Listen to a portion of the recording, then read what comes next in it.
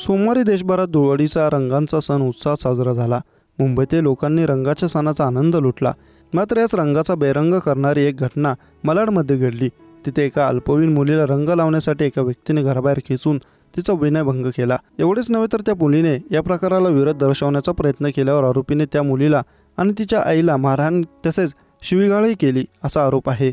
या प्रकरणी विनयभंग करणाऱ्या 35 वर्षीय आरोपीला दिंडोशी पोलिसांनी अटक केली. विनयभंग व पोक्सो कायद्याअंतर्गत कारवाई करत पोलिसांनी त्याला बेड्या ठोकल्या आहेत. मात्र या प्रकारामुळे आजूबाजूच्या परिसरात एकच खळबळ माजली आहे. पोलिसांकडून मिळालेल्या माहितीनुसार होळीच्या दुसऱ्या दिवशी म्हणजे धुळवडीला सोमवारी रात्री 8:30च्या सुमारास हा धक्कादायक प्रकार घडला.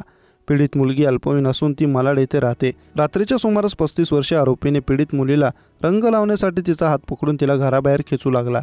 त्याने तिचा विनयभंगही केला. यामुळे बेदरलेल्या मुलीने कशीबशी हिंमत गोळा करत आरोपीला विरोध केला. बाहेर येण्यास नकार दिला असता आरोपी संतापला आणि त्याने पीडित मुलीला मारहाण करून शिवीगाळ करण्यास सुरुवात केली. एवढेच नव्हे तर त्याने पीडितेच्या आईलाही मारहाण केली. पीडित मुलीचे वडील व काकांनीही आरोपीला रोखण्याचा प्रयत्न केला, पण आरोपीने त्यांनाही शिवीगाळ व मारहाण केल्याचा आरोप आहे. या घटनेनंतर पीडित मुलीने पोलिसांत धाव घेत तक्रार नोंदवली. त्यानंतर दिंडोशी पोलिसांनी विनयभंग, मारहाण व बालकांचे लैंगिक अत्याचारापासून संरक्षण कायदा अंतर्गत गुन्हा दाखल करून आरोपीला अटक केली. त्याची अधिक चौकशी करण्यात येत आहे.